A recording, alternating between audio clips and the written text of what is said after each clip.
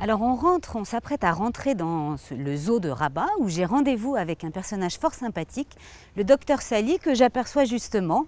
Bonjour docteur, Bonjour merci madame, beaucoup de nous accueillir. merci à vous, c'est très vous êtes la gentil. bienvenue au Merci. Jardin zoologique national. Alors vous êtes le directeur zoologique, vétérinaire et technique du zoo de Rabat et j'aperçois tout de suite cet énorme lion qui j'imagine est le lion de l'Atlas. Alors c'est le symbole du zoo? Oui, effectivement, vous êtes à la rencontre sauvage maintenant au Jardin zoologique national et le lion de l'Atlas, c'est l'emblème de notre zoo. Et cette espèce donc, qui a disparu de la nature, donc à l'état sauvage au début du siècle dernier, et le zoo de Rabat, donc, il détient la plus grande population de lions de l'Atlas en captivité au niveau international. Il est spécialisé en présentation de faune africaine, donc vous allez le découvrir donc, dans le zoo.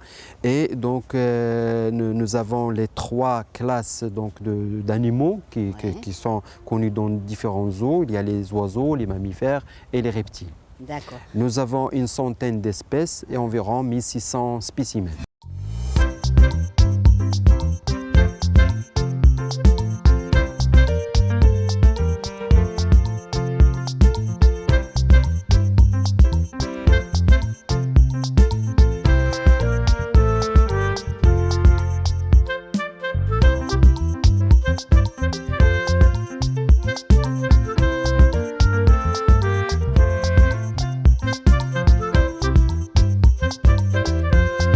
Le Jardin zoologique national de Rabat, il a été conçu sur des normes et standards internationaux en matière de présentation des animaux, de bien-être de ces animaux, sur le principe d'immersion, c'est-à-dire on plonge le visiteur dans un environnement naturalistique.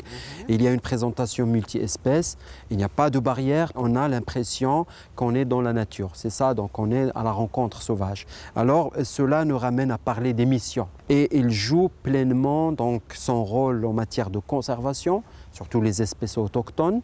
La conservation dans le sens de la multiplication des espèces pour pouvoir un jour les relâcher dans la nature, etc. Et il joue un rôle relais entre tout ce qui se trouve dans la nature et tout ce qui se trouve au zoo. Deuxième mission, c'est la récréation. Donc le zoo, il offre donc toutes les infrastructures pour récréation, donc, et là où le visiteur peut se trouver dans un environnement verdoyant et attractif. Et la mission de la recherche sur la faune sauvage, la mission de sensibilisation, et cela, donc, le zoo de Rabat fait partie de circuits touristiques pour les citoyens de Rabat et au niveau national. Donc nous recevons donc, tous les visiteurs à travers tous les territoires nationaux et à travers donc, la mission de sensibilisation, nous essayons de passer donc, les messages pour l'éducation environnementale, la protection de l'environnement et des animaux.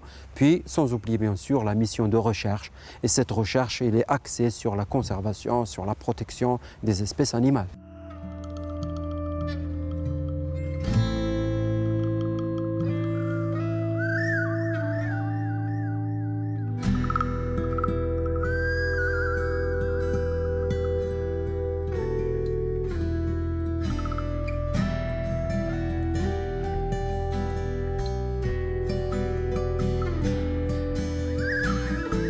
Donc nous avons 5 zones au niveau du zoo de Rabat. D'ailleurs on peut voir les panneaux, désert, savane. Oui, nous sommes dans la zone de la montagne de l'Atlas. C'est là où on présente les animaux donc, de montagne et de l'Atlas pour refléter l'écosystème de montagne. C'est là où nous avons les mouflons à manchettes.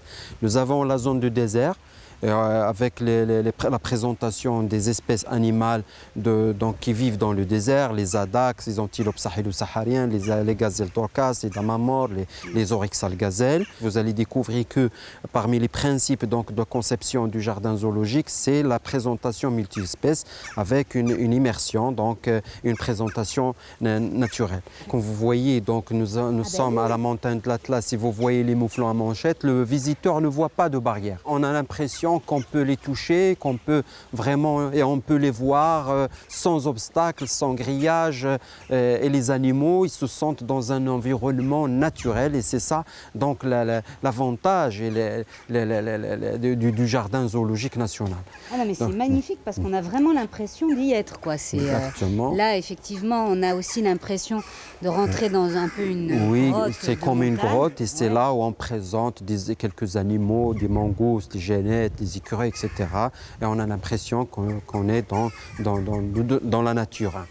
Et il y a la forêt tropicale, donc avec un cortège végétal très dense. C'est pour refléter la forêt tropicale africaine. Et c'est là où on peut rencontrer les chimpanzés, les singes patas.